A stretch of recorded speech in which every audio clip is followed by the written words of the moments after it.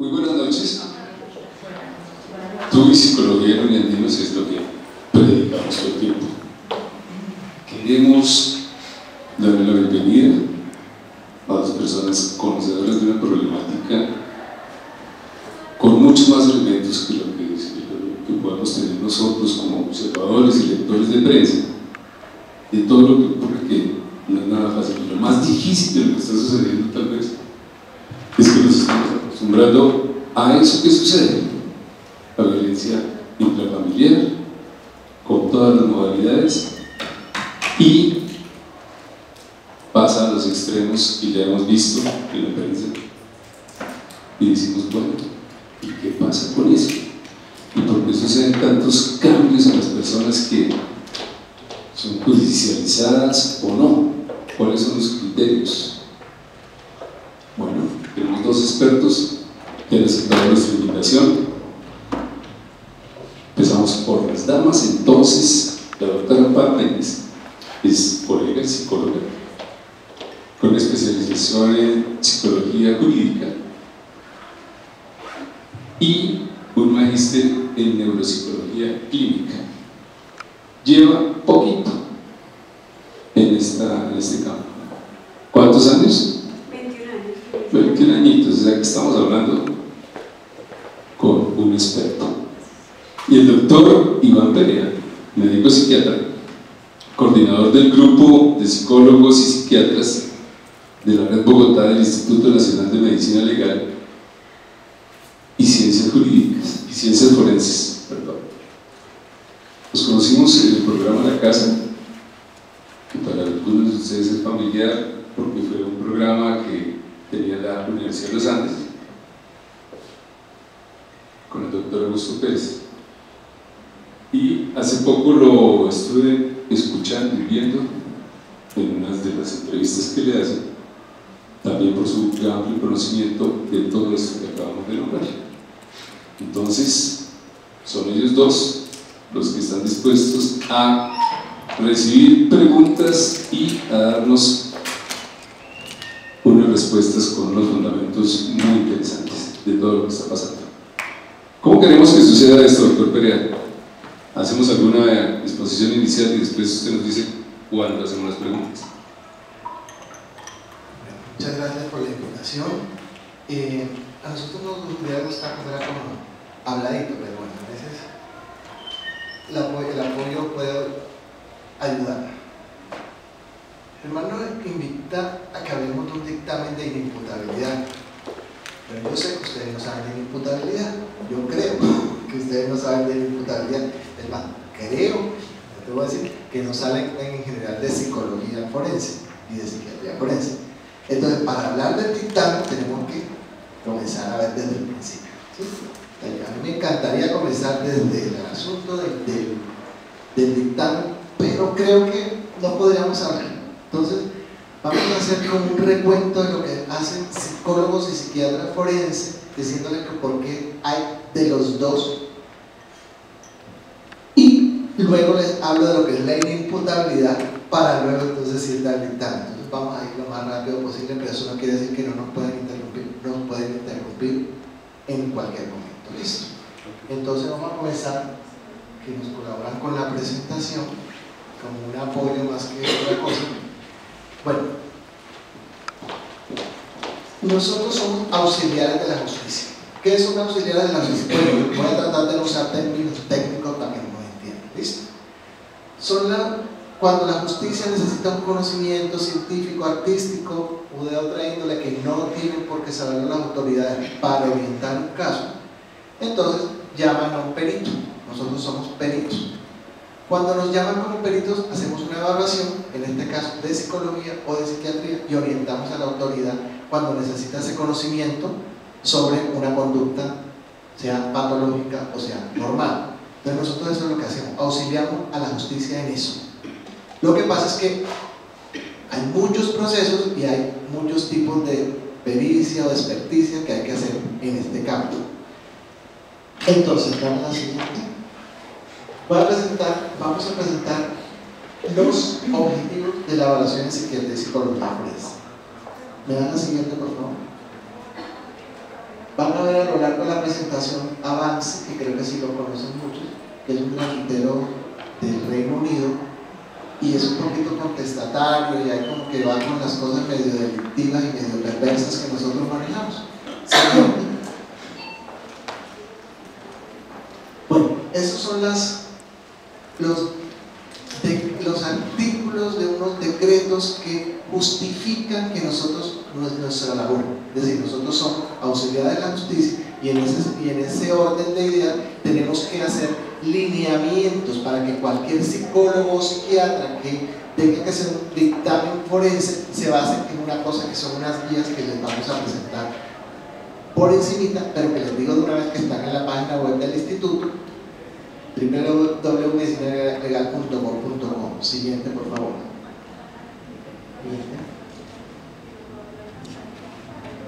Bueno, nosotros tenemos entonces, en los últimos años hemos hecho un protocolo y una serie de guías. El protocolo es de obligatorio cumplimiento, o sea, todo el que vaya a hacer una pericia en psiquiatría o psicología debe seguirse por este librito negro que está en la web. Y dependiendo del tipo de pericia, va a seguirse por una de estas guías. Más o menos son 15 pericias. En este momento vamos en 10. Una que no teníamos que hacer nosotros, que es la guía del protocolo para evaluación de tortura. Nos quedan 4 por hacer. Ya está recordado. Siguiente. Perdón, está. Entonces, el objetivo de una evaluación básica en general es hacer una evaluación que dé cuenta del estado de salud del individuo antes, durante o después de unos hechos. Palabras más, palabras menos eso. Para después hacerle la aplicación a lo forense, es decir, hacer un examen clínico determinando el antes, durante y después para saber si, por ejemplo, con el hecho se afectó la salud o durante el hecho estaba afectada la salud, si es una víctima si estaba en incapacidad para resistir un delito sexual, por ejemplo, o si es un imputado si estaba en capacidad para comprender la ilicitud del hecho. ¿Okay? Siguiente, por favor. Seguimos, por favor.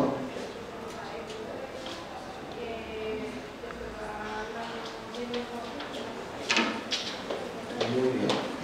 Gracias. ¿Cuál puede ser? Ok. Nosotros, ¿qué hicimos en nuestro protocolo? Tenemos que escribir en palabras que la autoridad que pueda entender.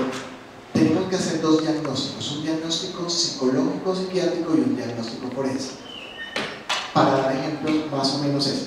El diagnóstico psiquiátrico es: la persona tiene una esquizofrenia y en el momento de los hechos se le alteró su capacidad de comprender y de autodeterminarse. Ese es el psiquiátrico. El forense sería: la persona tuvo un trastorno mental permanente que le alteró su capacidad de comprensión y autodeterminación. Para que la autoridad que haga, la autoridad decida si esa persona es o no inimputable. Entonces, hasta donde vamos es, nosotros los apoyamos para que ellos tomen una decisión. Nosotros les decimos, esta persona tenía o no tenía una alteración mental al momento de los hechos, y es la autoridad la que dice si es inimputable o no. En el caso de psicología sería, diga usted si tiene el diagnóstico psicológico sería, tiene una afectación mental como consecuencia de los hechos de violencia que generó su marido. Estamos hablando de una violencia intrafamiliar. Y es la autoridad la que decide si esa afectación se constituye en los términos de un artículo que trae el Código Penal 494 en una violencia intrafamiliar tipo maltrato psicológico. ¿Listo? Entonces nosotros somos los ayudantes de ellos y ellos en último caso deciden. Es importante saber que hay 2 tipos de sistema en este momento: el sistema mixto anterior que se venía manejando, donde nosotros hacíamos lo que se llamaba un dictamen y eso era palabra de Dios, nadie lo rebatía. En el oral de ahora, sistema penal oral acusatorio, los dictámenes deben ser controvertidos en juicio, es decir, uno va por la fiscalía y viene de parte de la defensa, o nosotros vamos por la defensa y la fiscalía busca otros peritos y controvierte lo que nosotros decimos. Es importante saber que igual lo que nosotros decimos nunca es una prueba que deba ser tomada totalmente. Es decir, la autoridad siempre eso lo toma como un apoyo, entre otras pruebas, para tomar una decisión. Si nosotros auxiliamos la justicia, pero no determinamos ni quién entra a la cárcel, ni quién sale, ni quién es imputable, ni quién es inimputable. Nosotros damos un apoyo y es la autoridad la que decide qué se hace con eso. Entonces, como decía, tenemos 15 guías hasta el momento. Vamos a comenzar. De las 15 guías, hay 5 tipos de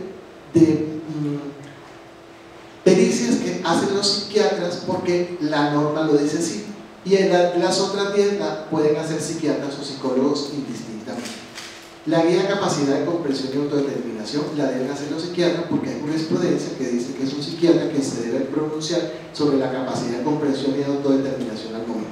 Yo le voy a presentar las 5 que exclusivamente hacemos los psiquiatras y luego Amparo le presentará las 10 de los objetivos.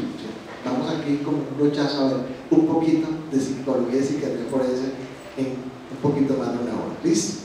Entonces, nosotros el objetivo en una pericia sobre capacidad de comprensión y autodeterminación, que es lo que se conoce en los medios como inimputabilidad o imputabilidad, sería valorar al imputado sindicado con el fin de establecer si tenía o no conservar la capacidad de comprensión de la ilicitud de su conducta y de autodeterminación debido a, como dice el código, inmadurez psicológica, trastorno mental, discapacidad psíquica o mental, estado similar o estaba en un error invencible proveniente de una cosmovisión diferente dada por diversidad.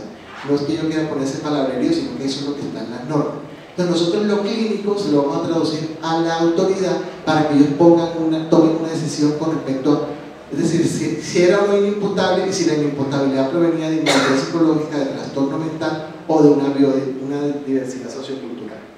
Insisto en que nos pueden interrumpir en cualquier momento si algo no entienden. Pero una diversidad sociocultural. ¿Podríamos ampliar un poquito ahí? Sí. Eso habla de que cuando una persona comete un ilícito y no puede comprenderlo, es porque tiene una cosmovisión diferente, que es lo que le pasa a los indígenas. Es decir, no es que ellos no comprendan por ser más o menos inteligentes, sino que tienen una cosmovisión diferente. Al respecto, la Corte le tocó pronunciarse porque ellos también se les aplicaba una medida de seguridad. ¿Y por qué les van a aplicar una medida si son absolutamente normales, solo que ven el mundo de manera diferente?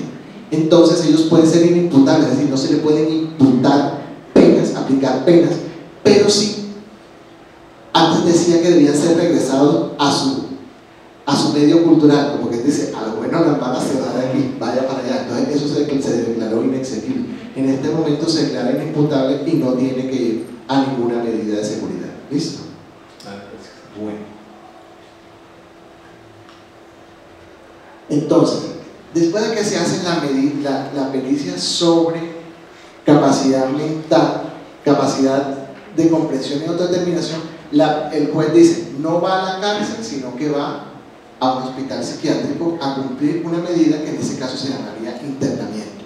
Luego, cada cierto tiempo, las medidas de seguridad son más o menos equivalentes al tiempo de las penas. ¿Listo? Cada cierto tiempo nos los mandan para que nosotros digamos si las condiciones mentales que tenía han cambiado para poderlo pasar de una medida a otra, es decir, de internamiento a libertad vigilada o simplemente interrumpir la medida. Nosotros, al igual que el primer dictamen que le hacemos para la capacidad de comprensión, le decimos cómo está en ese momento, si ha tenido una introspección, si la persona sabe que tiene una enfermedad mental, sabe que se tiene que tomar los medicamentos, tiene red de apoyo y usted verá qué hace con él. Nosotros le recomendamos, le decimos cómo está y hasta podemos recomendar si tiene que seguir en nuestro hospital, pero es la autoridad quien en último caso toma la decisión para sacarlo o dejarlo en esa medida. ¿Listo? Entonces se llama para cambiar medida de seguridad. La siguiente es la que también nosotros salimos en noticias cada rato en medicina legal, porque hay que determinar si una persona en un momento dado tiene una enfermedad mental. Este no es un inimputable, sino una persona que está pagando una pena, una enfermedad mental que se considera de acuerdo al código grave para salir de allá. Todos nosotros decimos si esa es una enfermedad grave y se necesita tratamiento, y la autoridad, que sería un juez de pena, va a hacerle seguimiento a eso. Entonces van 3 tipos parecidos que hace psiquiatría. ¿Por qué las hace psiquiatría? Porque el código dice un médico oficial. Estas dos las dice un médico oficial y la otra la dice la jurisprudencia. Es decir, no es que nos lo dividamos, tú haces una cosa y yo hago otra, sino que la ley lo dice así.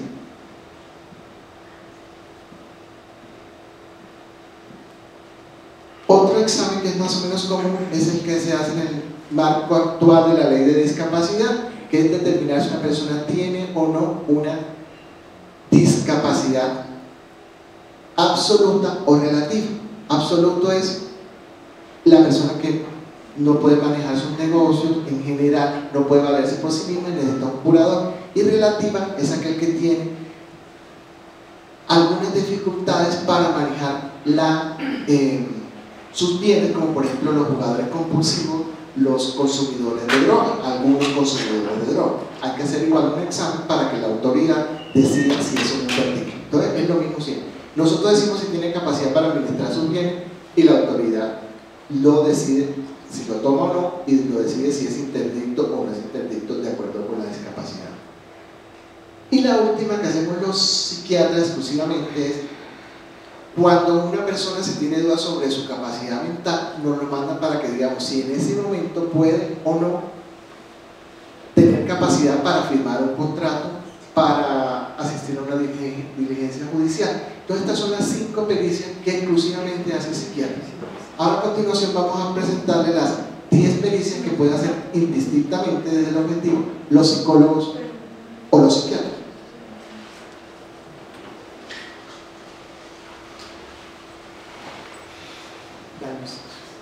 Bueno, esta es una de las pericias que hacen tanto psiquiatras como psicólogos.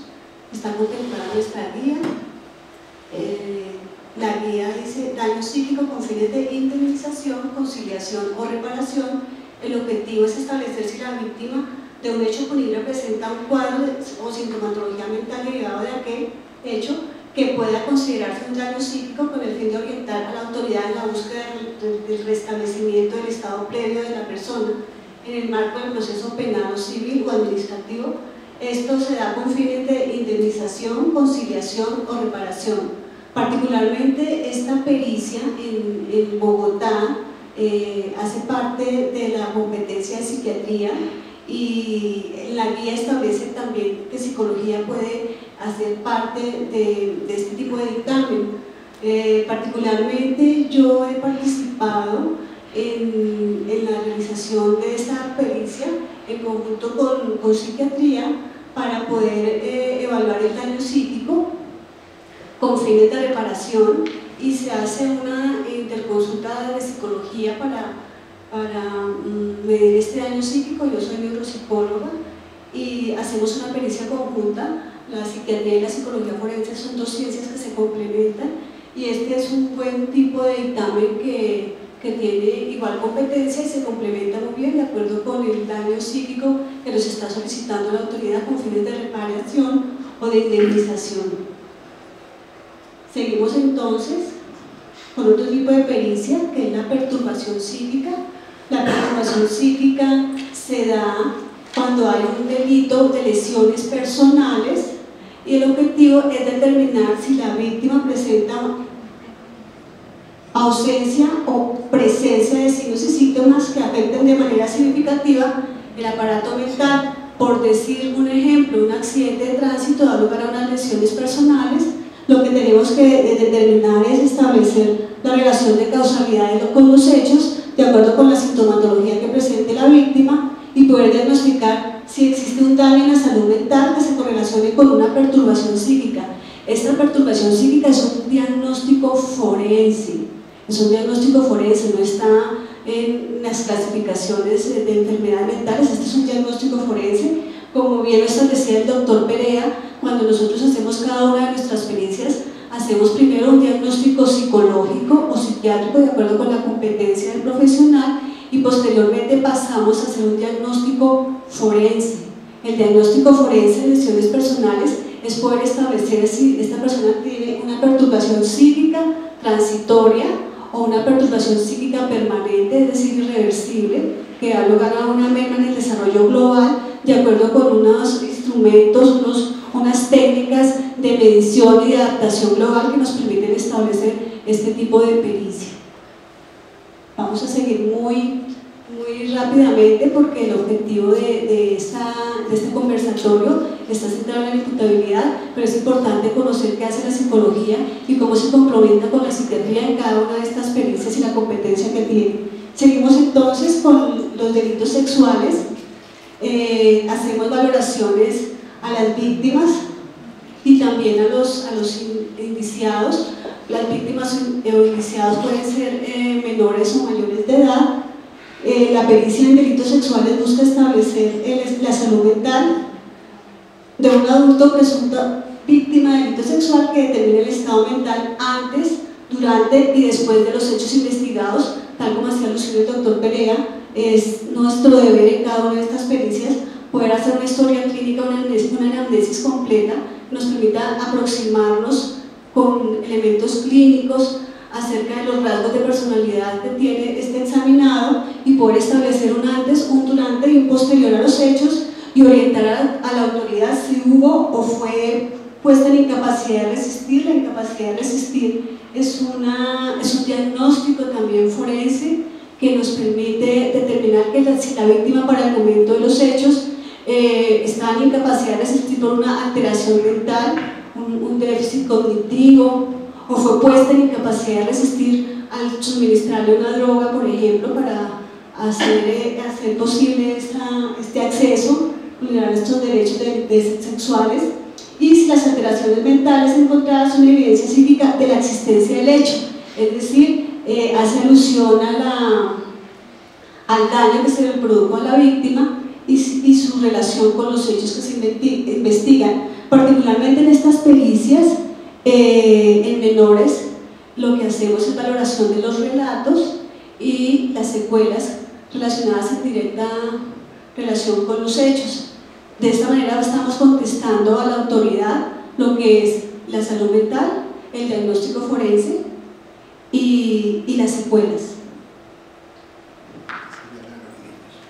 Esta es la de los niños, la anterior era la de los adultos. Les he hablado de los dos de manera conjunta, pero creo que pues reúne los objetivos. Estamos aquí hablando de que la evaluación psiquiátrica puede ser para los adultos o puede ser para los niños. Tanto niños, adultos o ancianos son víctimas de este tipo de delitos y apuntan a hacer una amplia valoración de acuerdo con nuestras guías en niños y adolescentes resultadas víctimas de delitos sexuales. Se establece la condición de salud mental antes, durante y después de los hechos, la valoración del relato como les estaba informando y las secuelas que pueden estar relacionadas con los hechos y hacer recomendaciones que busquen la restitución de los derechos. Seguimos con la pericia de adicción a sustancias. Esta pericia en la guía está contemplada como de competencia tanto de psiquiatras como de psicólogos. El diagnóstico que busca esta pericia pues es un diagnóstico psicológico, positivo o negativo, determinado sobre adicción a sustancias en personas involucradas en procesos tanto penales como civiles, administrativos o militares, que sirvan como apoyo técnico científico para la administración de justicia.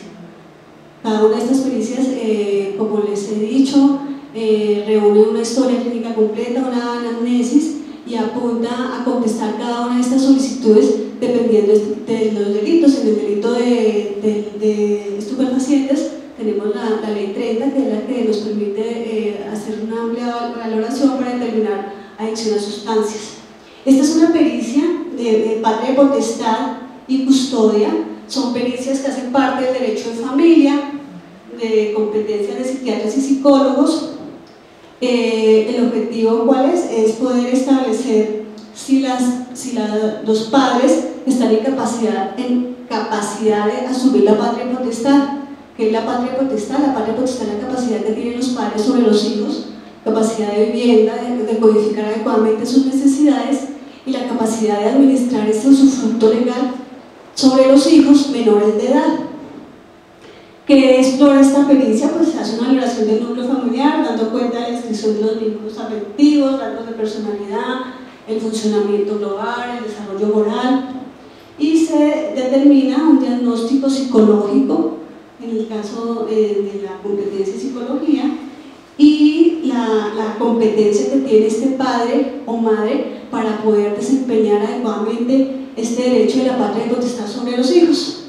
En la guía de patria, potestad y custodia hicimos una sola guía, pero apunta directamente a velar por estos derechos y porque los padres pues tengan todas las necesidades de atención y de salud mental sobre los menores, y explora este tipo de vínculo con cada uno de estos padres.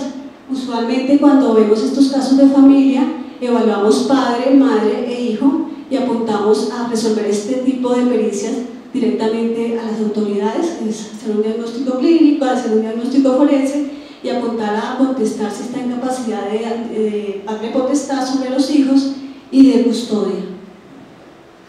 Pasamos a la pericia psiquiátrica y psicológica de violencia intrafamiliar. Era el ejemplo que nos daba el doctor Perea cuando nos hablaba de dos ejemplos. El primero hacía alusión a la capacidad de comprender y determinarse, que es una pericia psiquiátrica. El segundo ejemplo que nos daba es un caso de violencia intrafamiliar, donde el psicólogo apunta a determinar si hay una afectación psicológica a partir de los hechos, estableciéndose antes, durante y después de los hechos, y se evalúa en estos casos pues, a los ofensores y víctimas, haciendo énfasis en estas dinámicas relacionales que nos permiten acercarnos a un diagnóstico psicológico y a poder establecer si definitivamente una afectación psicológica que tenga una relación causal con los hechos que motivan este tipo de delito y de denuncia. Es otra solicitud que tenemos en el derecho de familia, el derecho civil. Nos solicitan una pericia para poder reglamentar visitas y regular alimentos cuando los padres se separan. El Estado establece la garantía de que los hijos tengan el derecho de la relación con sus padres. Es un derecho fundamental que está contemplado tanto en nuestra Constitución como en el Código de Infancia y Adolescencia. Esta pericia se encarga entonces de evaluar la salud mental, el estado y la salud psicológica de los padres para poder regular estas visitas y poder dar permanencia al vínculo de los padres con los hijos como un derecho fundamental. En este tipo de pericias de reglamentación de visitas,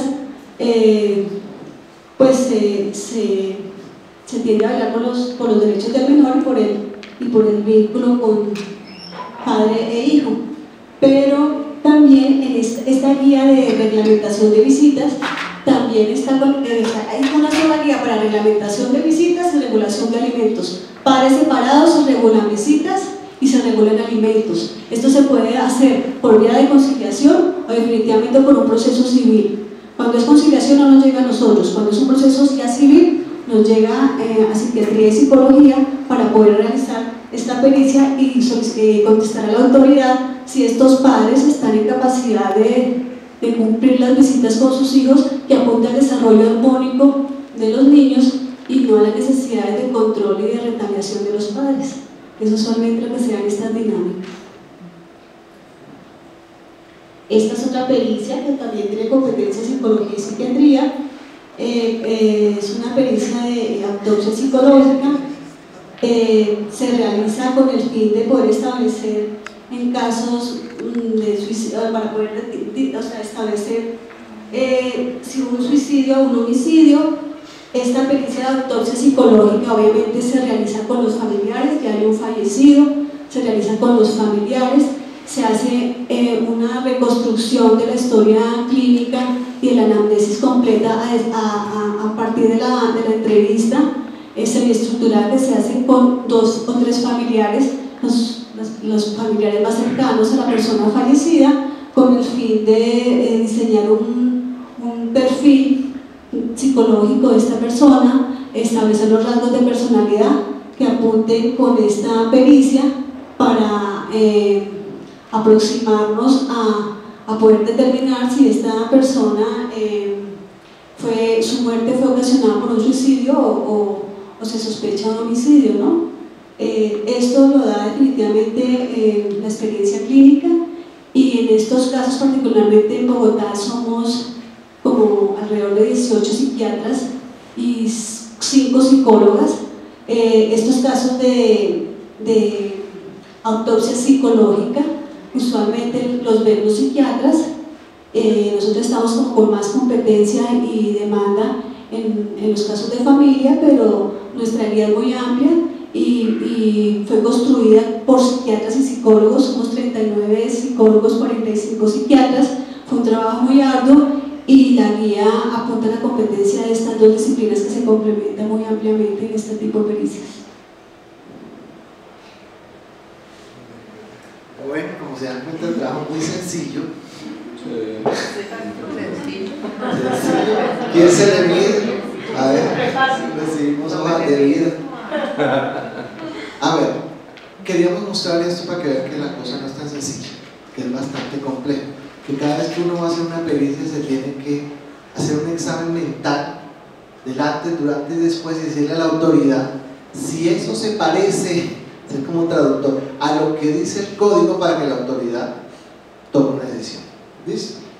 Entonces, presentado esto, voy a presentarle lo básico de la inimputabilidad para pasar al análisis de... Vamos, creo que bien de tiempo, o sea, corre bastante, que de verdad que vamos, no se preocupen, yo hasta donde lleguemos, diga. No sé si esta pregunta sea absurda, pero ¿ustedes tienen alguna injerencia en casos en los que, por ejemplo, el papá mata a los hijos, mata a la esposa y luego se suicida? ¿Tienen que hacer alguna labor ustedes ahí, sabiendo que el culpable se sabe que es culpable, pero igual ya murió? ¿Tienen que hacer alguna labor post-mortem? No sé. Vemos muchos casos de filicidio, porque, a ver, es una pregunta grande de la psicología y de la psiquiatría cuando un padre o una madre mata a un hijo. Desde Abraham, Dios le dice que mate a Isaac, es decir, en todas las culturas ha habido esto, y es una pregunta muy grande que quienes quieran tocarle el tema les recomendamos un libro que se llama El crimen del Cabo Lortí, ¿sí? Es decir, el filicidio crimen del Cabo Lortí, de un francés que se llama Pierre Legendre, que es un psicoanalista, creo que es abogado, y coge todo este tema del filicidio que es más o menos lo mismo que el parricidio en términos psicoanalíticos, es porque tiene que ver con eliminar la descendencia. Nosotros nos va a llevar a mucho filicidio porque es tan raro que una persona mata a los hijos y todo el que sobrevive a ese que se trató de suicidar no llega.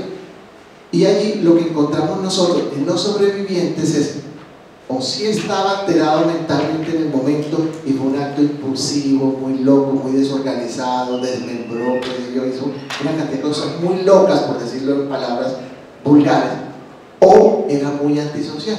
En estos días tenemos una que los envenenó con una dosis de carbamazepina. A los niños les dio el triple de la dosis o el cuádruple de la dosis y ella se tomó el doble de la dosis, ¿sí? Y mató a los 3 hijos y ella sobrevivió. Entonces hay un intento de suicidio, pero en realidad es un intento por embolatar la cosa, por decirlo de alguna manera. Entonces después de eso analizamos. Hay un estudio que hizo Medicina Legal, creo que fue Luis Llanes Porero, si no estoy mal, que es homicidio-suicidio. Hicieron una recolección de esos casos y le aplicaron autopsia psicológica con fines de investigación. Una de las cosas que se encontró así como interesante es que la mayoría de los que matan y cometen suicidio ya lo habían dicho, ¿sí? Así como el suicidio, ¿sí? Ya lo habían avisado, es decir, y ya habían pasado por la justicia, por violencia intrafamiliar, por lesiones personales, más o menos lo que te puedo contestar. O sea, llegan cuando son sobrevivientes y cuando no son sobrevivientes generalmente está en esa investigación. Pero este es caso cerrado como el de este señor de hace una semana y el machete y sus 3 niños muertos y él igualmente. No necesariamente son casos cerrados porque así como dices tú que es evidente que hay el homicidio-suicidio, eso a veces no es tan evidente para las autoridades y tienen que hacer, por ejemplo, autopsia psicológica. O sea, porque hay que diferenciar los homicidios. O sea, no necesariamente eso que parece un suicidio es un suicidio. O sea, que puede llegar por autopsia psicológica cuando definitivamente hubo un muerto. Pero si el que mata a los hijos no muere, pues puede llegar por la capacidad para comprender y determinarse en el momento de los hechos. O sea, puede llegar por la línea penal, pero también puede llegar los menores, pues, en caso de menores, cuando el esposo mata a su esposa, los menores quedan por definirse la custodia y el cuidado personal, y me han llegado casos de custodia y cuidado personal para definir la constancia de desarrollo emocional y la guarda de los hijos. Entonces, mire que un delito puede tener varias líneas del derecho y nos llega en todas las modalidades con el fin de hacer un concepto que determine decisiones sobre la autoridad, sobre la familia que está en riesgo y el delito que se investiga. ¿Algo más? Bueno, capacidad de comprensión de autodeterminación, que es lo que es la inimputabilidad. Es saber si la persona tenía sus facultades mentales alteradas o no al momento de cometer un delito, ¿sí? Alguien roba y robó porque estaba loco, hay que determinar si estaba loco o no estaba loco, pero como la autoridad no es psiquiatra, le toca mandarlo a psiquiatría para que nosotros le decimos si en realidad estaban alteradas o no la funcionalidad. Entonces, lo primero, dice, el artículo 421 del Código de Procedimiento Penal dice: limitaciones a las opiniones del perito sobre insanidad mental. Las declaraciones de los peritos no podrán referirse a la inimputabilidad del acusado. En consecuencia, no se admiten preguntas para establecer si a su juicio el acusado es inimputable o imputable. ¿Qué es eso? Que nosotros nunca vamos a decir si alguien es imputable o no imputable. Eso le corresponde a la autoridad. Es decir, expresamente así está en el código, nosotros a la autoridad la orientamos. Yo participé en el caso de Viñas de Barranquilla y llama la atención que el juez, cuando toma la determinación que él es imputable, hace un análisis de todo lo que dijimos los psiquiatras, 7 psiquiatras de un lado y 3 psiquiatras del otro, pero no se basa en lo que nosotros dijimos. ¿Y por qué no se basa? Porque un dictamen se puede caer, así sea porque no tenía un consentimiento informado. Entonces el tipo no se basa en lo que él aprecia, inclusive de los otros relatos, ¿sí? Entonces él se puede apartar de lo que nosotros digamos. ¿Sí? Sí. Que cuando es un fiscal, o sea, ni siquiera así puede emitir como un concepto de inimputabilidad. La inimputabilidad determina el juez. Okay. El fiscal puede pedirle al juez que lo declare inimputable o imputable, pero es el juez quien lo decide. En su alegato se lo puede decir. Y en el fallo, ¿no? En el fallo es cuando se dice si la persona es Cuidado del lenguaje.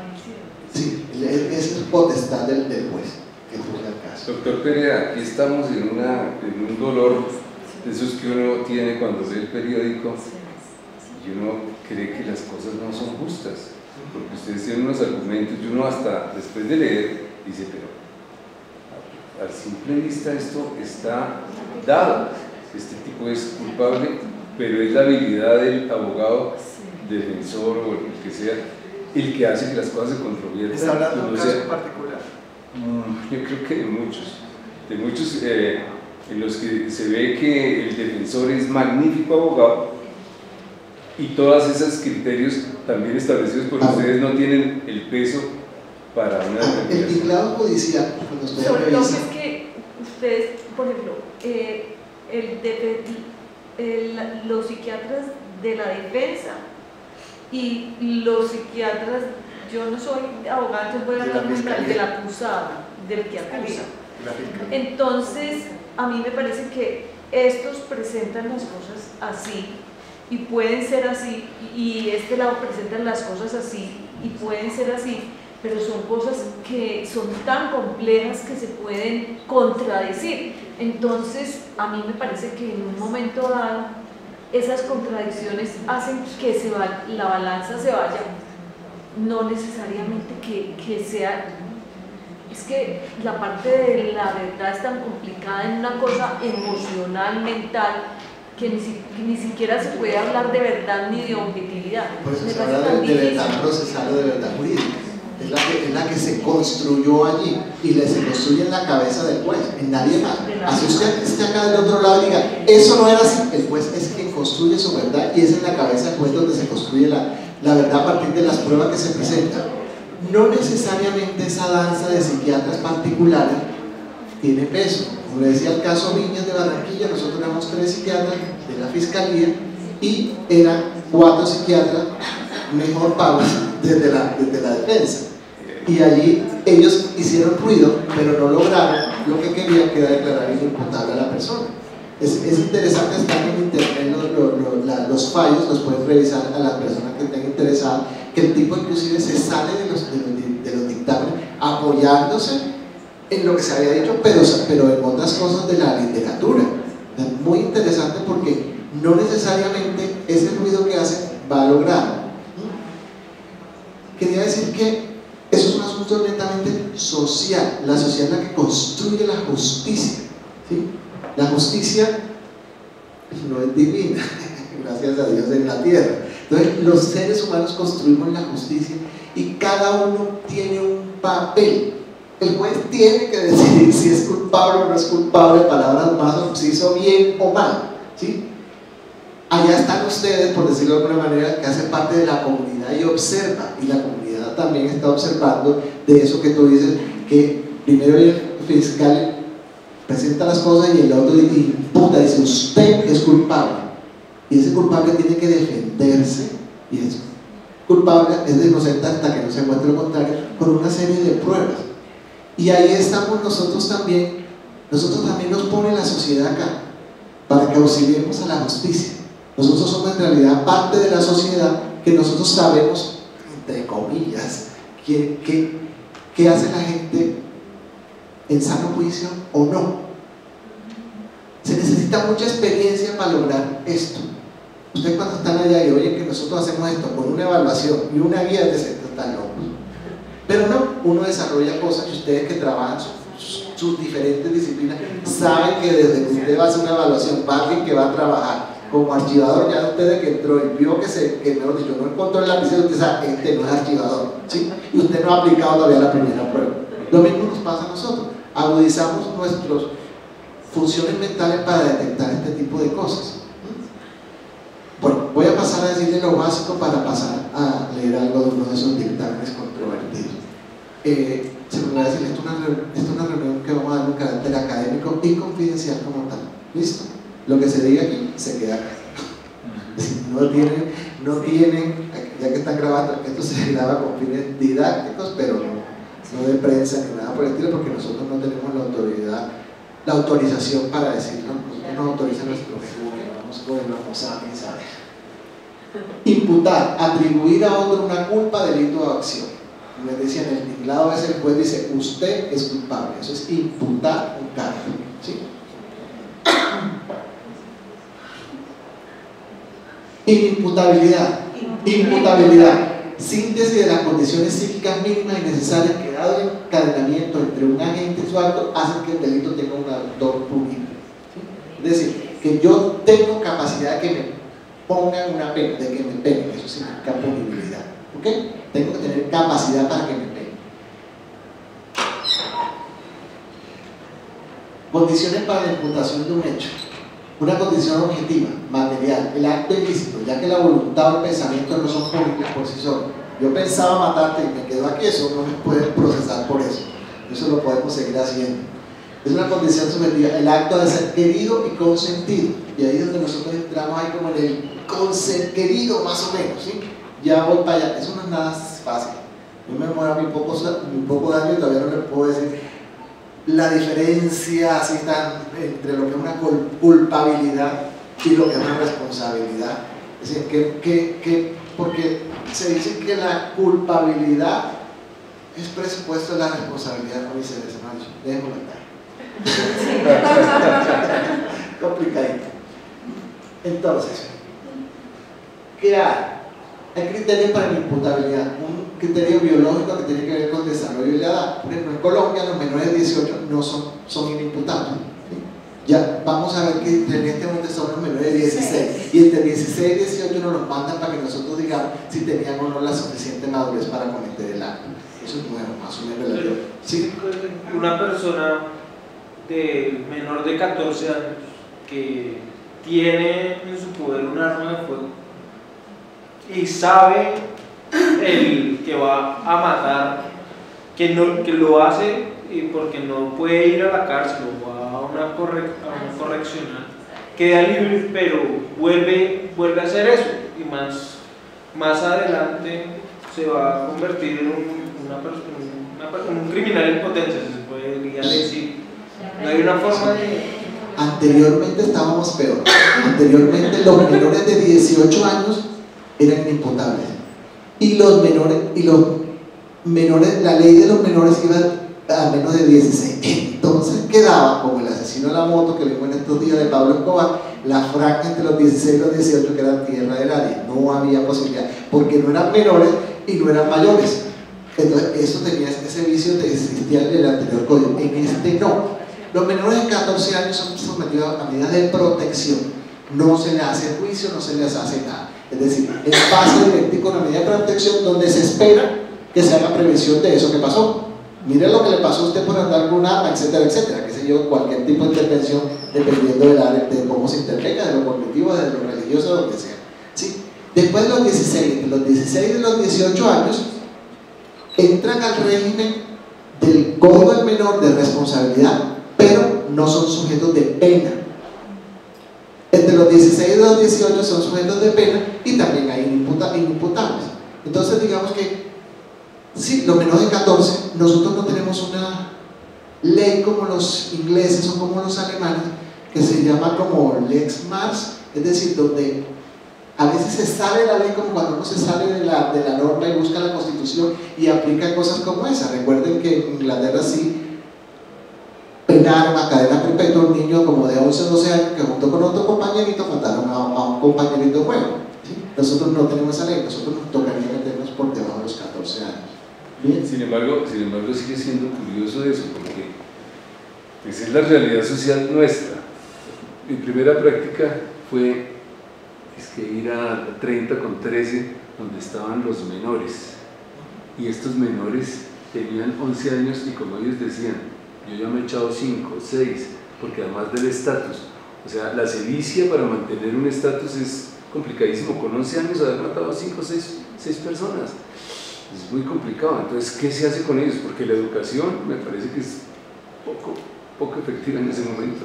Pues ¿Qué se le reeduca a un chico? Casi que le puedo decir que, por ejemplo, si yo estuviera, que no estoy en esos centros de protección, ¿qué veo primero? Que no hay posibilidad de que salga, ¿cierto? Es decir, que hasta los 14 va a estar allí y que a los 14 apenas salga y delinca, entonces ya se le pueden poner medidas, penas, ¿cierto?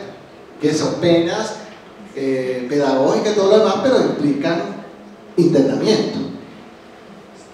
Los libros son bonitos, lo que pasa es que hay unas cosas que se nos escapan y esos son los antisociales. Los antisociales no hay hasta el momento medidas que a ciencia cierta no puede decir lo voy a tratar o con un medicamento, o con una cosa hormonal, o con una cirugía, nada. No hay nada que a ciencia cierta nos diga que un antisocial lo vamos a interesar. ¿Sí? Por ejemplo, una persona que va a una correccional, ¿cierto? Y que está ahí durante el periodo que tengan que estar. Digamos, en la práctica es más probable que eso sí psicológica o psiquiátricamente, la verdad no sé, afecte para bien, o que más bien esas personas que comparten con otras personas que están haciendo eso mismo se convierta más como una escuela del delito para que más adelante hagan más cosas. Como decía, los códigos son muy bonitos. Las penas tienen unas funciones de curación, la medida de curación, tutela y rehabilitación. Es decir, allá tienen que curarles su alteración mental, tutelarlos para que no sigan dañándose a sí mismos y al Estado, y rehabilitarlos para que regresen a la sociedad. Y las penas también una función que son preventiva, resocializadora, tienen unas palabras muy bonitas. Lo que pasa es que aquí no se hacen esas intervenciones. Es decir, tú vas a un centro y dices, bueno, ¿qué están haciendo para la resocialización? No, pues están haciendo bolsas plásticas y no, eso no es resocialización. Entonces, las penas, en el código está escrito, pero que no se implemente es otra cosa.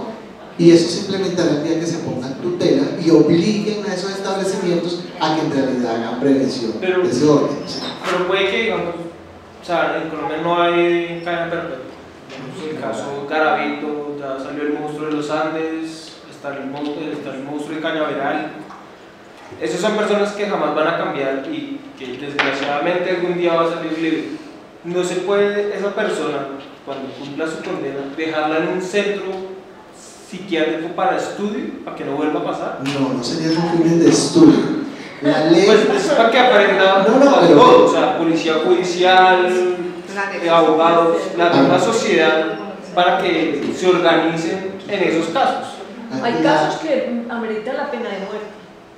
Sí, pero como no hay pena de muerte, no, en Colombia no se puede aplicar la pena de muerte ni la cadena perpetua porque no está. Nadie podrá aplicarse en medidas que no estén en los códigos.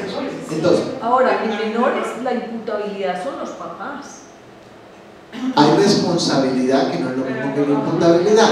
Los inimputables también son responsables. Es decir, si un inimputable, si una persona estaba loca y con su, qué sé yo, con su actuar mató a alguien y quemó un edificio, si esa persona tiene patrimonio, responde.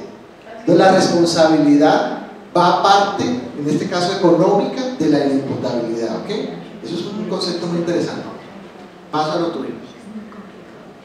Cuando solamente se puede aplicar las medidas de seguridad, por ejemplo, en un inimputable o las penas por el tiempo máximo que lo dice. En Colombia creo que llegan hasta 60 años en este momento, penas de secuestro y homicidio y cosas, pero en términos están alrededor de los 40. ¿Qué pasa cuando sale del sistema y necesita continuar en un tratamiento? Pasa al sistema de salud. Es decir, en nuestro último dictamen anotaríamos, sea de enfermedad o de medidas de seguridad, anotaríamos que esta persona, no obstante se vence el tiempo para mantenerlo dentro del sistema penitenciario y carcelario, debe pasar a una medida de orden salud, al sector salud, para que allá esté. Entonces, en algunos casos eso se podría hacer. Es decir, el loco que no se ha mejorado y que no se va a mejorar, pasaría al sector salud. ¿Listo?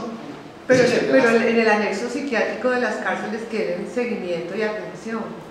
En las cárceles ya no existen los anexos psiquiátricos desde una sentencia de la Corte del 93, fueron declaradas inexequibles. Entonces, en este momento las medidas de seguridad se aplican en las clínicas psiquiátricas.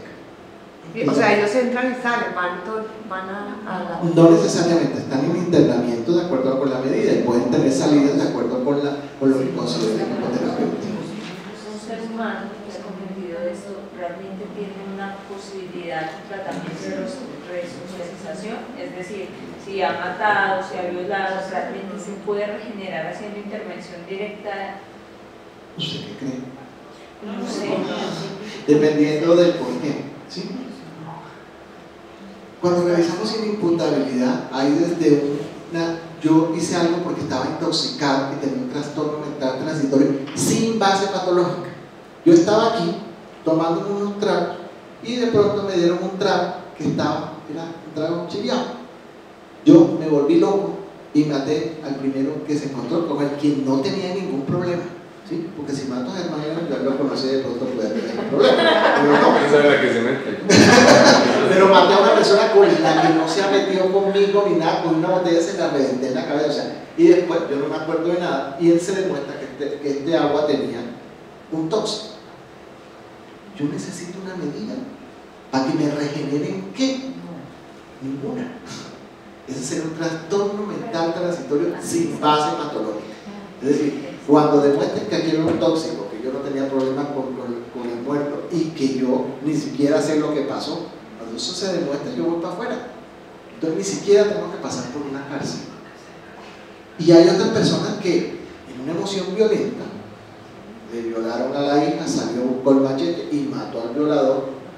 Necesitan que esté 40 años en una inimputabilidad para mejorarle esa emoción violenta. Necesita que se le haga una intervención para que sepa las consecuencias de su actuar violento, pero no necesita que esté 40 años.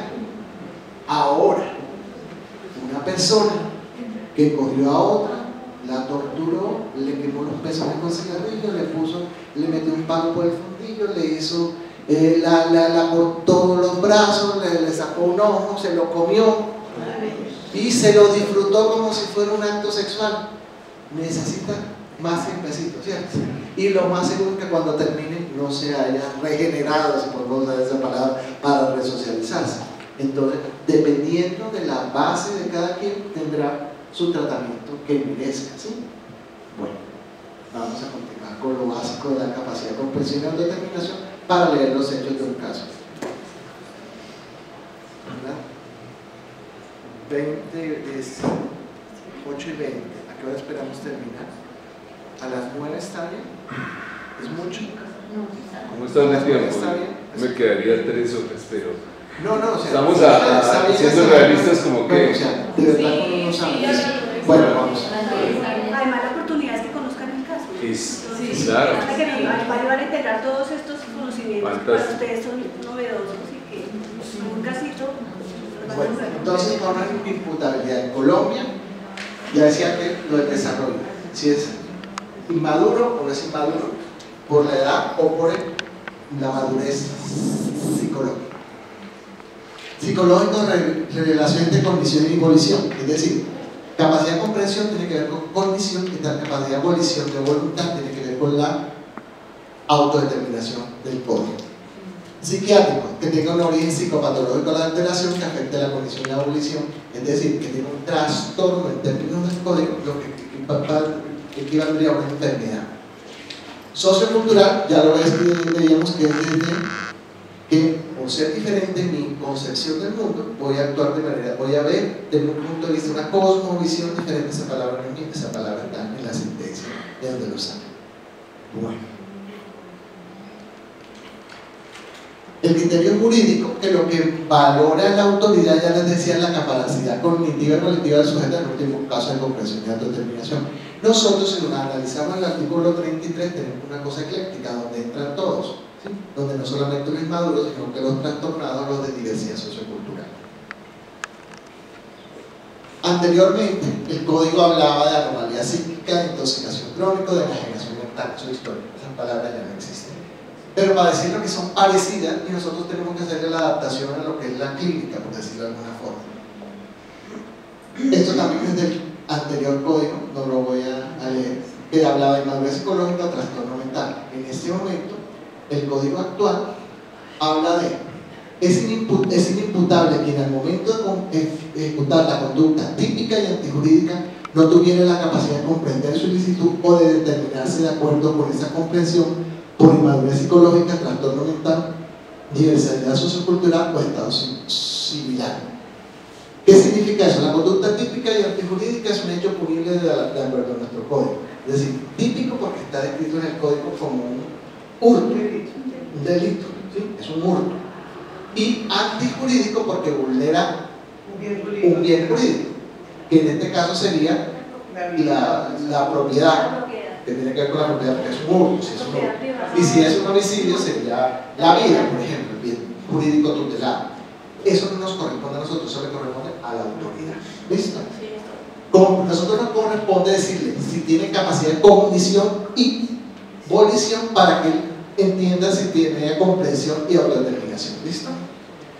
Ahora, también los ayudamos a decirle, es que no comprendía, no se autodeterminaba porque tenía un retardo mental, eso que responde a inmadurez psicológica, o porque tenía una esquizofrenia que corresponde a un trastorno mental, o porque estaba intoxicado a un trastorno mental transitorio, con base patológica cuando estaba intoxicado pero era epiléptico, tenía una base que hacía que actuara agresivamente, o era absolutamente normal y no había base, no tenía base patológica, y sale de la cárcel inmediatamente. Entonces dice, tú no haces dictamen, no hace la ley.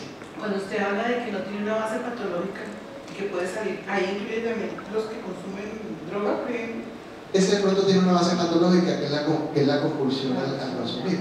Es una persona absolutamente normal, como yo, como decía el ejemplo, yo no soy absolutamente normal, el que le da algo que lo intoxica es el que yo diría que no habría una base patológica.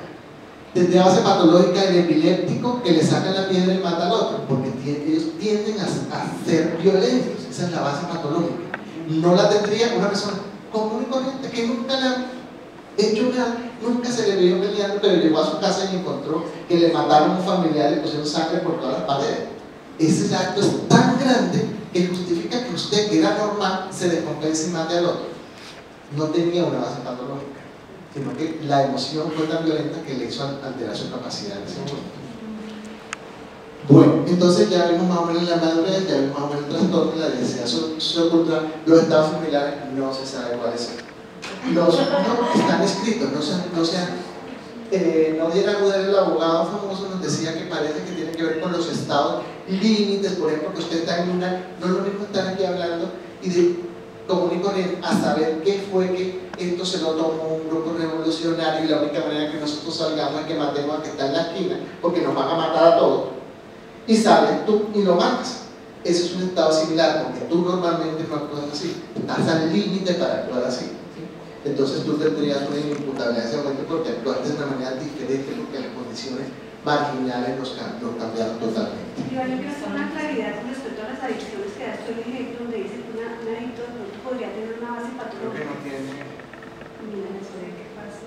Pero me escucha. Bueno. Sí, sí. Bueno, a mí me parece importante. ¿Sí? No.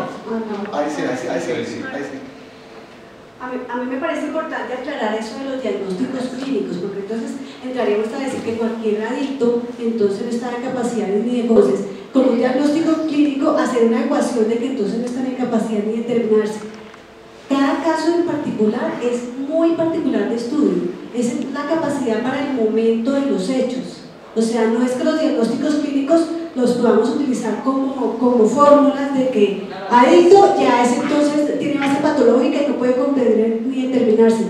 No podemos nosotros entrar a categorizar los diagnósticos clínicos como forenses, sino que tenemos que hablar cada uno en su caso particular y su capacidad de comprensión y determinación de esta persona para el momento de los hechos. A mí me parece importante hacer claridad, o si no saldríamos acá diciendo el epiléptico según el doctor Perea tiene base patológica, el adicto también, entonces leemos una noticia en el periódico y vamos a decir, ah no, ese tenía trastorno mental transitorio, y resulta que no podemos categorizar los diagnósticos clínicos si no tenemos en cuenta que cada individuo debe ser estudiado de acuerdo con su anamnesis y su capacidad para el momento de los hechos. Hay otra cosa que es el trastorno mental preordenado, que lo dice el código. Dice, no será quien preordena ese trastorno. Es decir, yo llego y me tomo algo, una botella de aguardiente y voy a matar. Eso, la teoría es posible, pero en la práctica no. Porque si usted se toma la botella de aguardiente y mata a la suegra, hombre, eso usted no estaba trastornado. No es posible. Si yo me trastorno, no hago lo que hacía, lo que iba a hacer. Así de sencillo. Se puede desde la omisión, que yo tenía que bajar este switch a las 12 de la noche y me trastorné y me emborraché. Entonces igual no sería imputable porque se trastornó a propósito, o sea, preordenó su trastorno. Bueno, entonces decíamos que la imputabilidad se hará porque no comprende o porque no se determina, por trastorno mental, madurez psicológica o diversidad sociocultural. El trastorno mental será transitorio o permanente. Permanente en casos como por ejemplo una esquizofrenia. Vuelvo a lo que decía Amparo, no se puede analizar, no todo esquizofrénico tiene una imputabilidad.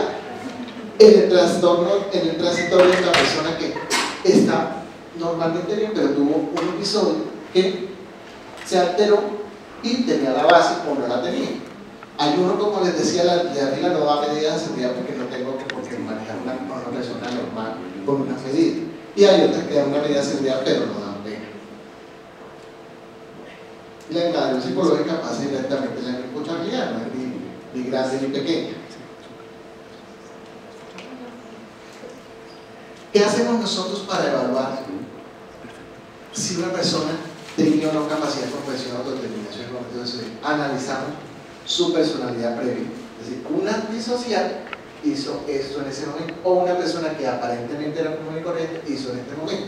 ¿Quién es más probable que lo haga? El antisocial, que vino y mató con un cuchillo, lo enterró aquí y entonces le quitó la cartera. Eso va con su personalidad, ¿sí?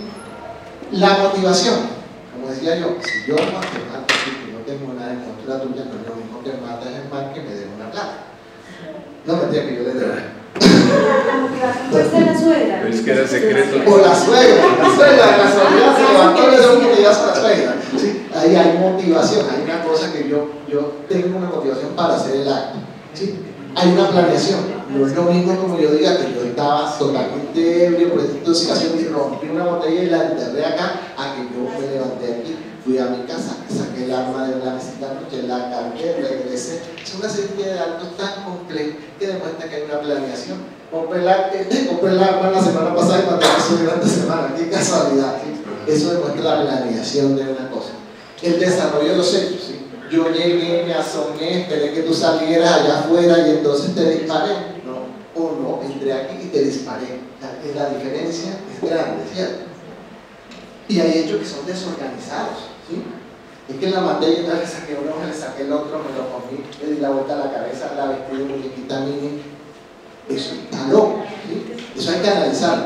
No todo el que hace eso está loco. La mayoría son perversos, pero hay que analizar el asunto, ¿cierto? Y la huida, ¿no? Yo la maté y me quedé sentado. Ahí me quedé. No salí corriendo, no limpié la sangre, no. Hay que entrar. Eso es lo que uno analiza para decirle a la autoridad si tenía una capacidad, comprensión y autodeterminación.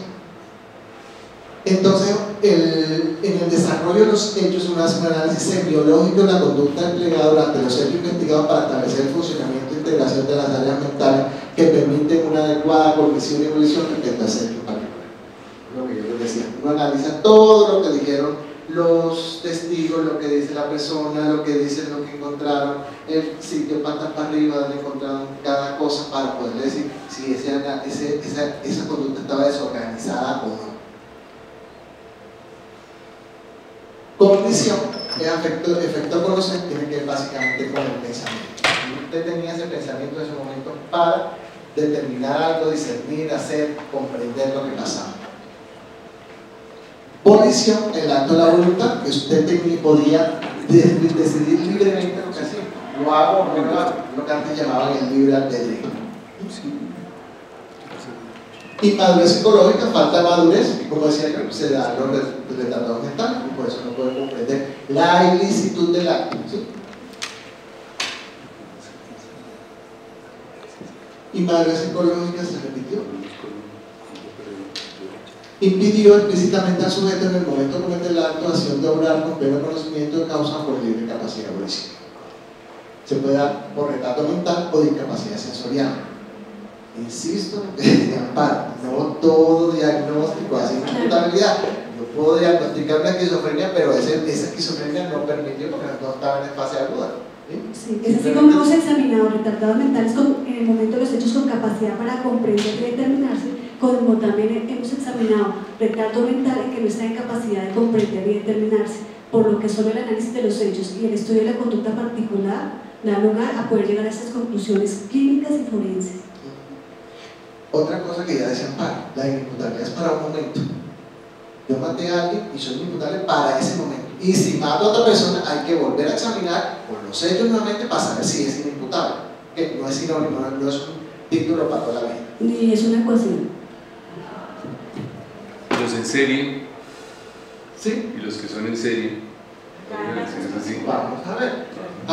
Hay por ejemplo lo que son en serie, generalmente quien hace una cosa en serie tiene una mente particular que lo lleva a repetir las situaciones que generalmente tienen que ver con perversión más que de índole que de trastorno como tal.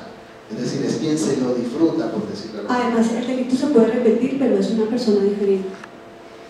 Eso es lo que él relata más o menos en esta entrevista. Me voy a saltar pedacitos porque, bueno, en su historia familiar que se encuentra, dice: mi hogar fue un hogar frustrado, era pobre, aunque creo que frustrado porque mi mamá fue muy emprendedora, mi papá sufrió ataques de epilepsia, en realidad me tocó la vida dura, no sé qué cosa, el padre falleció de una afección bronquial, una persona sincera, muy realista con las cosas, me quería mucho. Después dice que comenzó a fumar marihuana y tuvo problemas con el papá. Un día lo iban a coger y llegó al ejército y él tuvo un problema como que le pegó al papá, no recuerdo. El papá lo chuzó a él con un cuchillo en la pierna. Padre agresivo. La madre es una excelente persona, muy íntegra, muy sencilla. De su antecedente dijo que comenzó la escuela a los 7 años y se retiró en el segundo bachillerato después de perder. La cama había hecho como que cuarto bachillerato, pero finalmente 2 segundos bachillerato. No refiere conducta violenta, él no refiere, uno trabaja con lo que tiene, aunque él tenía un antecedente que había estado preso, según él, porque eso no estaba en el pacto de proceso, por haber tratado de meter droga en la cárcel para llevarlo a un amigo, pero es que él era consumidor, ¿sí? Eso podría verse. De sus relaciones sexuales dice que las inició a los 17 años con una amiga, la recuerda como una experiencia agradable, dice que tuvo alrededor de 5 novias antes de conformar una unión libre, la cual conformó a los 25 años con una mujer 3 años menor. De esta unión tiene 3 hijos y está a la espera del otro. Dice que no ha tenido relaciones sexuales extramatrimoniales, aparte de la escrita en hechos, describe su relación de pareja como bien, yo trato de responder lo que más pueda, ni de relaciones homosexuales, funciones sexuales y parafilia. Niega.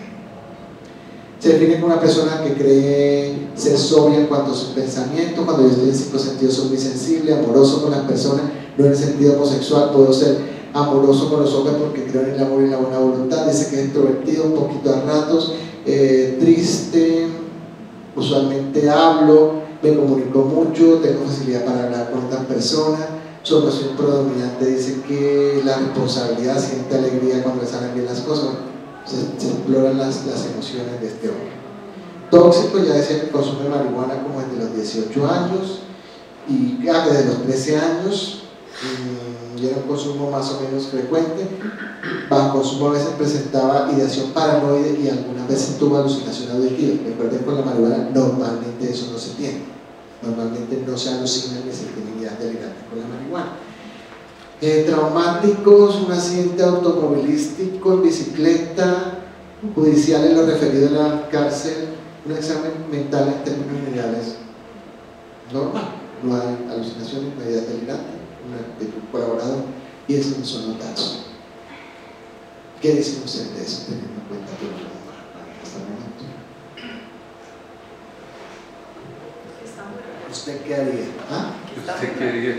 ¿Ah? ¿Usted qué haría? ¿Y eso qué significa? La estaba consciente y la sacó. O sea, no puede ser que a mí lo arrastre a 12 metros, dijiste.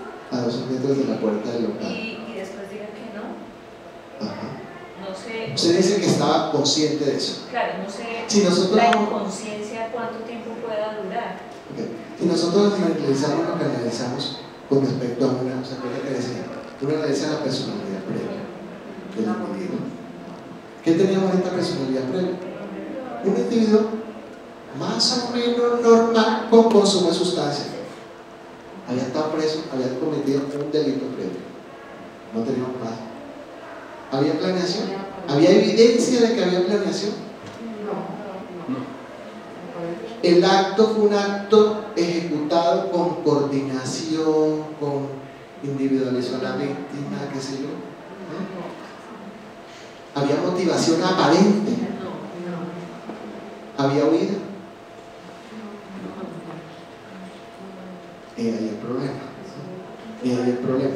Es decir, eso fue lo que nosotros encontramos en esta persona. Y eso es lo que nosotros describimos. Yo no puedo cambiar la historia. Yo encuentro eso es lo que le digo a la autoridad. Además, la huida fue un poco efectiva, ¿no? Dejó a sus víctimas cerca de su casa. Exactamente. La policía llegó y dice: señor, ¿será que el cadáver que está allá es de usted? O su merced. El señor dijo: ay, sí, qué pena. Después de ese lago de sangre que unía a la víctima con la vivienda del civil. Se pudo ir de allí. Pero hubo un bache. Hubo un bache en el tiempo en el cual no recuerde cosas. Él dice que no, él dice que recuerda que dio los machetazos, y él dice que recuerda inclusive que después de eso comenzó como a limpiar sangre, él hizo un intento pero muy desorganizado, no le funcionó. No, pues en 12 metros sí complica. Y se quedó durmiendo. Y se quedó durmiendo. Porque esos 12 metros, ¿qué quiere decir? Él lo arrastró. Él saca el cadáver de aquí de la puerta. Y la arrastra. Lo saca de su vivienda, lo arrastra a 12 metros y se acuesta a dormir. ¿Y se qué? Se acuesta a dormir. Se acuesta a dormir. Se acuesta a dormir. A mí esto sí me parece ahí, pues, a mí no me parece una conducta normal. ¿No te parece normal? No, pues como, pues uno, me imagino que una persona normal le da los machetazos y va y dice: mire, me tocó, me iba a matar esta vieja con un machetazo, me tocó defenderme, venga, yo voy a la autoridad y digo, vengan, ayúdenme, hagan algo, miren la situación que me metí, ¿o no? Claro. Parece que si se va a defender, pues, voy para la policía. ¿Sí dice qué? Si se va a defender, no tiene por qué atacarla tantas veces. Lo que sea, pero sí, pero si no soy mire, si no estoy bien mentalmente. Yo no soy psicólogo, porque yo lo miro desde el punto de vista penal. Si uno lo hace, si uno le da muchos machetazos ya para mirar una película y que la quiero hacer, por no mirar lo que lo hizo. Por eso, cuando yo tengo control, por decirlo de alguna manera, Lo pienso. cuando te doy el machetazo y los dos machetazos, no tengo por qué seguirte los dando. Pues uno pensaría eso, ¿no? Porque si va para defensa propia, pues uno lo que intenta es como, si le da un machetazo, pues yo le daría un machetazo en la mano para que se le cayera el machete ya. Si estás bien mentalmente. Pero si no estás bien, mentalmente bien, ¿qué puedes hacer? Dar muchos o no dar ninguno. Ese es el asunto. Sí, pero yo decía cuando ella estaba diciendo que para defenderse, pues a mí no me parece lógico que uno para defenderse tenga que dar muchísimos machetazos. a mí tampoco me parece, uno para defenderse, uno amenaza a la vieja con el machetes y mientras tanto sale corriendo y el que sale corriendo es uno. La vieja se supone que tenía otro machete. Por eso. Y él estaba golpeado. Y él estaba golpeado. Entonces uno trata de defenderse, pero sale corriendo. Él tenía heridas leves, sí, obvio que no. Pero también pueden ser heridas de ataque. Visto retrospectivamente podemos hacer mucho. Es muy fácil. Quisiera saber si ustedes también le preguntan cuando le están haciendo la entrevista, si le preguntan entonces cómo era la víctima, qué altura tenía y esas cosas, o si sencillamente lo dejan a él narrar. Por ejemplo, se preguntan detalles, por ejemplo, ¿sabe qué dijo este individuo? Para que analicen esta frase que dijo este individuo de esa víctima, dijo: yo la conocí hace poco tiempo y ya sentía que la quería.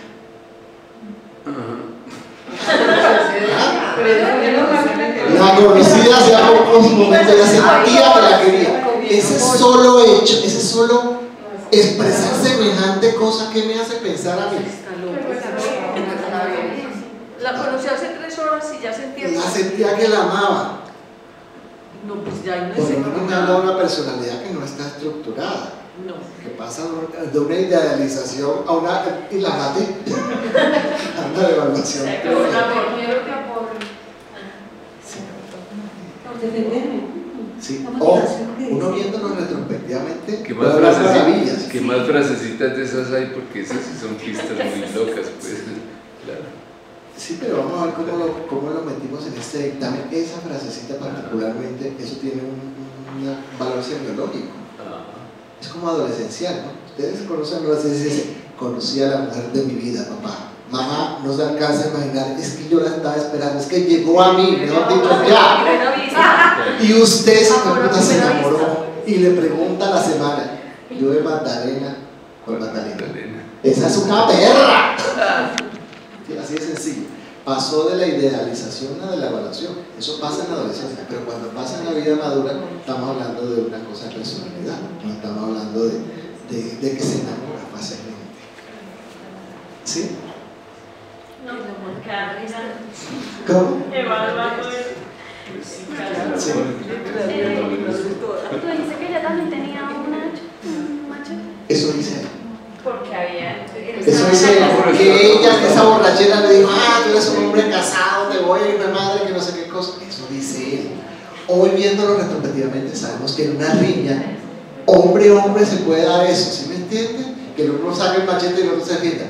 Hoy uno dice: oiga, esa cosa de que ella sacó un machete, las mujeres no sacan un machete porque le dijeron que.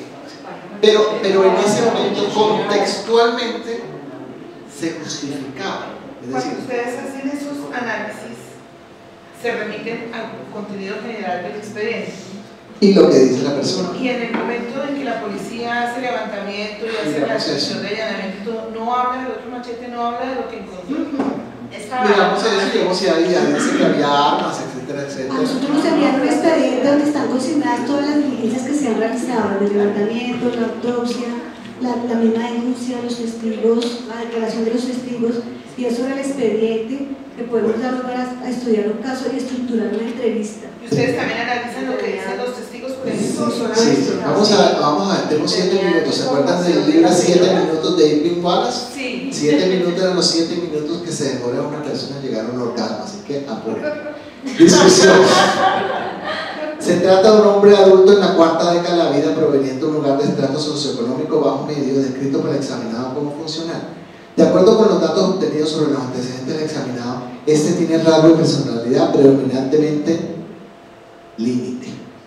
Es decir, que es una persona con un patrón general de inestabilidad en la relación interpersonal, la autoimagen y la afectividad, y una notable impulsividad. Su rango de personalidad límite se refleja en la entrevista en la relación de apego ambivalente que establece con su figura afectiva, como con sus padres, sus amigos y profesores y hermanos, la dificultad para identificar y validar sus sentimientos, el bajo nivel de control de impulsos reflejado en sus relaciones de abuso con las drogas tipo marihuana, baja tolerancia a la frustración evidenciada en retirarse de los estudios después de haber perdido un año, y las inclusiones psicóticas, pérdida de contacto con la realidad bajo consumo de sustancias psicoactivas, como cuando refiere presencia de alucinaciones auditivas bajo consumo de casos, porque también había ideaciones delirantes.